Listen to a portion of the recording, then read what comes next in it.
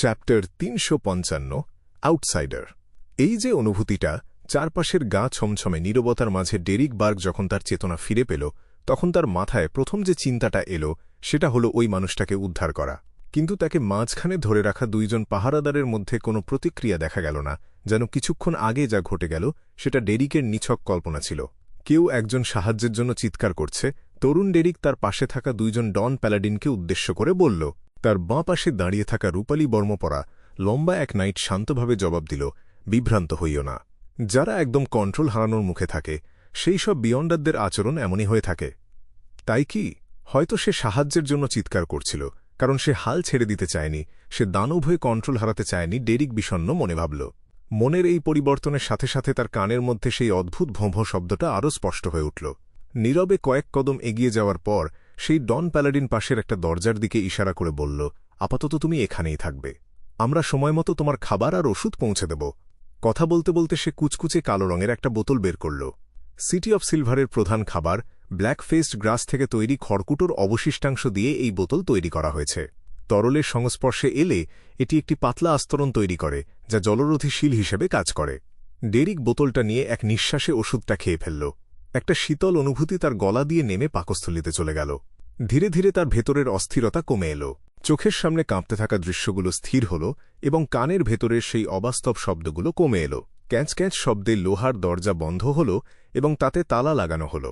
Derrick তার নিজের ঘরে প্রবেশ করল।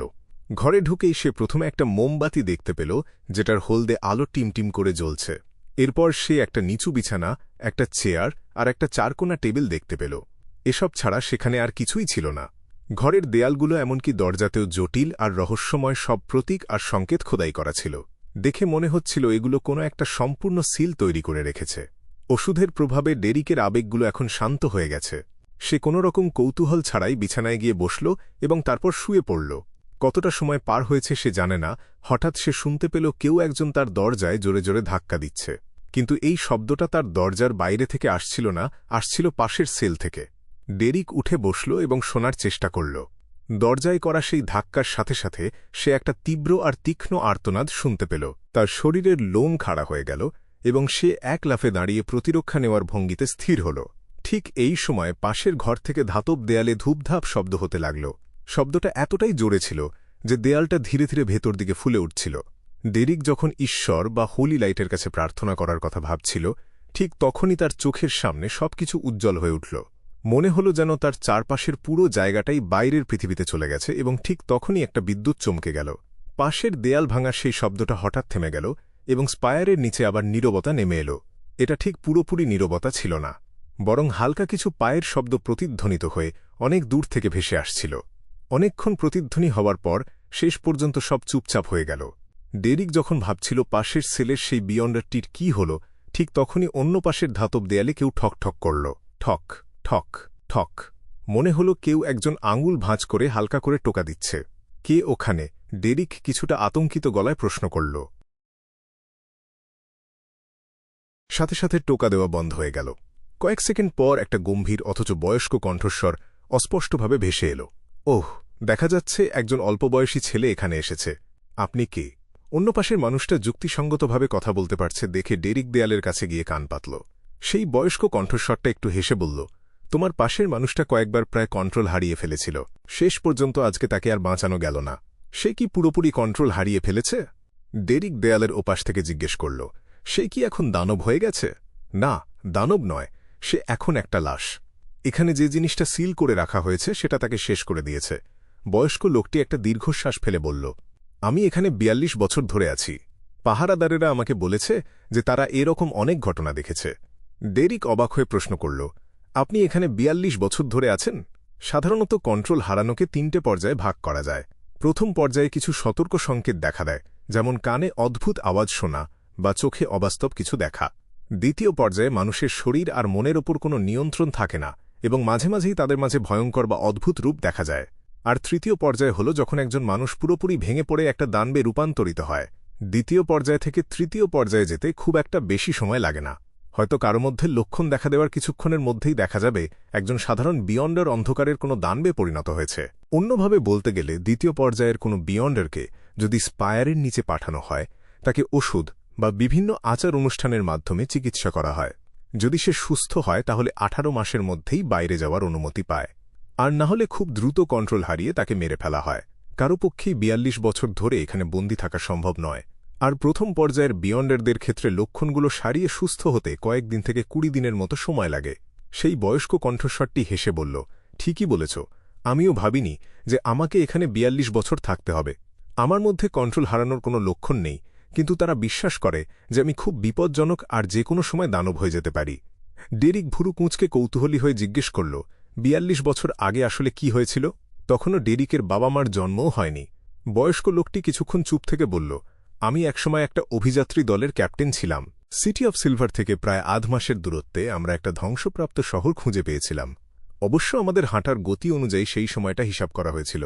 সেই শহরটা আমাদের সিটি অফ সিলভারের মতোই ছিল। সেখানে বড় বড় দৈত্যদের শাসনের চিহ্ন ছিল এবং তারা আমাদের মতোই ঈশ্বরের উপাসনা করত, যিনি সবকিছু সৃষ্টি করেছেন। দুর্ভাগ্যবশত সেই শহরটা ধ্বংস হয়ে গিয়েছিল বহু বছর আগে। ডেরিকের কাছে এসব বিষয় একদমই নতুন ছিল না। সে সাথে সাথে আন্দাজ করে বলল, সেখানে কোনো অদ্ভুত ঘটনার মুখোমুখি হয়েছিলেন বলেই কি তারা ধরে নিয়েছিল যে আপনি কন্ট্রোল হারানোর ঝুঁকিতে আছেন? কমবেশি তাই, বয়স্ক লোকটি মৃদু হেসে বলল। শহরটার একদম মাঝখানে গিয়ে আমরা বুঝতে পারলাম তারা তাদের ধর্মবিশ্বাস পরিবর্তনের চেষ্টা করছিল। তারা নিজেদের কল্পনায় কিছু দেবতার মূর্তি তৈরি করেছিল যারা তাদের বাঁচাবে বলে তারা ভাবত, কিন্তু তাতে কোনো লাভ হয়নি। এমনকি সেই দেবতাদের মূর্তিও ভেঙে মাটিতে পড়েছিল। এই পর্যায়ে লোকটির কণ্ঠস্বর হঠাৎ ভারী হয়ে গেল। তবে সেখানে আমাদের একজনের সাথে দেখা হয়েছিল। গত 2000 বছরের ইতিহাসে এই প্রথমবার আমাদের সিটি অফ সিলভারের কেউ এমন একজনের দেখা পেল যে আমাদের শহরের কেউ নয়। সিটি অফ সিলভারের বাইরে ওই অন্তহীন অন্ধকারের গভীরে সত্যিই কেউ একজন জীবিত ছিল। ডেরিক অবচেতনভাবে জিজ্ঞেস করে বসল, আপনারা কি তাকে সিটি অফ সিলভারে নিয়ে এসেছিলেন? বয়স্ক লোকটি 2 সেকেন্ড চুপ থেকে বলল, তুমি কি অবাক হচ্ছ না? আমাদের সিটি অফ সিলভার এত কষ্ট করে চারপাশটা ঘুরে দেখে যাতে আমাদের মতো আরও মানুষকে খুঁজে পাওয়া যায়। 42 বছর আগে আমরা অবশেষে একজনকে পেয়েছিলাম। খবরটা সত্যিই অবাক হওয়ার মতো, কিন্তু ডেরিক তো নিয়মিত মিস জাস্টিস আর মিস্টার হ্যাংডম্যানদের সাথে দেখা করে। সে তো প্রায়ই লোয়েন কিংডম আর 7 জন দেবতার কথা শোনে। এটা তো খুব পরিষ্কার যে সিটি অফ সিলভারের বাইরেও অনেক মানুষ আছে, তাদের শহর আছে, দেশ আছে। ডেরিক তার মাথা চুলকালো এবং নিজের অভিজ্ঞতাহীনতাকে কাজে লাগিয়ে অবাক হওয়ার ভান করল। আমি আসলে এ ব্যাপারটা খেয়াল করিনি। এটা সত্যিই অবিশ্বাস্য। সিটি অফ সিলভারের বাসিন্দা ছাড়াও অন্য মানুষও তাহলে আছে? বয়স্ক লোকটি কিছুক্ষণ নীরব থাকল, তারপর বলল, সিটি অফ সিলভারের পড়াশোনার মান কি এতটাই খারাপ হয়ে গেছে? ডেরিক কিছু বলার আগেই সে দীর্ঘশ্বাস ফেলে নিজের মনে বলতে লাগল, আমরা খুব সাবধানে ওই লোকটিকে আমাদের শহরে অতিথি হিসেবে আসার আমন্ত্রণ জানালাম। কিছুক্ষণ ভেবে সে রাজি হল। আমরা পুরোটা পথ তাকে পাহারা দিয়ে নিয়ে আসছিলাম, কিন্তু সিটি অফ সিলভারের একদম কাছাকাছি পৌঁছানোর পর হঠাৎ সে উধাও হয়ে গেল। আমরা সব জায়গায় খুঁজলাম, কিন্তু তাকে আর পাওয়া গেল না। যখন আমরা ফিরে এলাম, আমার দলের সদস্যরা একে একে পাগল হতে শুরু করল। সবাই কন্ট্রোল হারিয়ে ফেলল। কেউ রেহাই পেল না। কাউন্সিল অফ 6 সন্দেহ করল যে আমাদের মধ্যে কোনো কিছুর সংক্রমণ হয়েছে এবং ওই লোকটি আসলে কোনো মানুষ ছিল না। হয়তো সে কোনো অশুভ আত্মা বা দানব ছিল। তাই তারা আমাকে এখানে বন্দী করে রাখল। মাঝে মাঝে তারা এসে আমার অবস্থা দেখে যায়, কিন্তু তারা কখনো বলে না যে আসল সমস্যাটা কি, আর আমাকে ছেড়েও দেয় না। ডেরিক একটা লম্বা শ্বাস ফেলে জিজ্ঞেস করল, আপনার কি মনে আছে সেই লোকটি দেখতে কেমন ছিল? বয়স্ক লোকটি প্রায় 1 মিনিট ধরে মনে করার চেষ্টা করল এবং ব্যথিত গলায় বলল, সে দেখতে খুব সাধারণ ছিল, বিশেষ কোনো বৈশিষ্ট্য ছিল না। আমাদের মতোই পোশাক পরা ছিল। শুধু এটুকু মনে আছে যে সে একজন পুরুষ ছিল, কিন্তু তার চেহারাটা আমি ঠিক মনে করতে পারছি না। তবে বড়রা হয়তো তাদের শক্তির মাধ্যমে আমার ঝাপসা হয়ে যাওয়া স্মৃতি থেকে তাকে দেখে নিতে পারবে। ডেরিক খুব স্বাভাবিকভাবে জিজ্ঞেস করল, সে কি নিজের নাম বলেছিল? সে কোত্থেকে এসেছে সে ব্যাপারে কিছু বলেনি?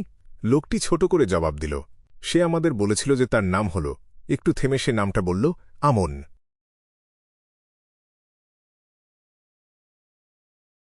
রবিবার সকাল, ফ্যাক্টরি ডিস্ট্রিক্ট। গত 2 দিনে ডেরিক আর মাইক ওল্ড কোহলারের সাহায্যে ইস্ট বরোয়ের অনেকগুলো জায়গা ঘুরে দেখেছে। এর ফলে মাইক জোসেফ নিজের চোখে দেখেছে কিভাবে একটা ছোট ঘরে 5-6 জন মানুষ গাদাগাদি করে থাকছে। আর এটাই সবচেয়ে খারাপ অবস্থা ছিল না। ইস্ট বরোর সবচেয়ে দরিদ্র এলাকাগুলোতে একটা শোয়ার ঘরে প্রায় 10 জন মানুষ থাকে।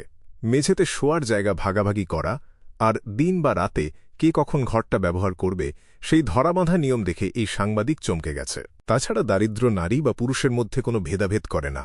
সেসব জায়গায় ভিন্ন লিঙ্গের মানুষগুলো এত ছোট জায়গায় একসাথে থাকে যে কোনো সামাজিক নিয়ম মেনে চলা সম্ভব হয় না। আদালতে বিচার হওয়ার মতো ঘটনা সেখানে প্রতিনিয়ত ঘটছে। সেখানে নারী হোক বা পুরুষ, সবাই সবসময় সহিংসতার আশঙ্কায় থাকে।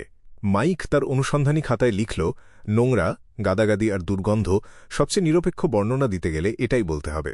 আমার সন্দেহ হয় যে তাদের প্রত্যেকের শরীরে বড় ধরনের কোনো প্যারাসাইট বা পরজীবীর সমস্যা আছে। যেহেতু বাড়িগুলো অনেক পুরনো আর জরাজীর্ণ এলাকায় তৈরি, তাই সেখানে কোনো ড্রেন বা নর্দমার ব্যবস্থা নেই। মানুষের মলমূত্র, বমি আর নোংরা সবখানে ছড়িয়ে আছে। প্রতিটি বাড়ির জন্য মাত্র একটা করে পাবলিক বাথরুম আছে, এমনকি কোনো কোনো রাস্তায় মাত্র একটা টয়লেট আছে পুরো রাস্তার মানুষের জন্য। তারা প্রতিদিন অসম্ভব পরিশ্রম করে কিন্তু খুব কষ্টে শুধু পেটটুকু ভরতে পারে, কোনো সঞ্চয় থাকে না। যদি তারা কয়েকদিনের জন্য বেকার হয়ে পড়ে, তবে তারা এমন এক গর্তে গিয়ে পড়বে যেখান থেকে আর ফেরা সম্ভব নয়। আমার মনে হয় সামান্য আশার আলো পেলেও তারা মৃত্যুকে ভয় পাবে না। তাছাড়া মাঝরাতে রাস্তায় ঘুরে বেড়ানো গৃহহীন মানুষ, বারে বা রাস্তার ধারে জড়সড় হয়ে দাঁড়িয়ে থাকা মেয়েরা আর মদ্যপানে মাতাল হয়ে থাকা মানুষদের অবস্থা দেখে সাংবাদিক মাইক জোসেফ স্তম্ভিত হয়ে গেছে। তারা সহিংসতা করতে একটুও দ্বিধা করে না এবং ভবিষ্যতের কথাও ভাবে না। এই সবকিছুই মাইকের মনে গভীর রেখাপাত করল। সে ক্রমশ নীরব হয়ে যেতে লাগল।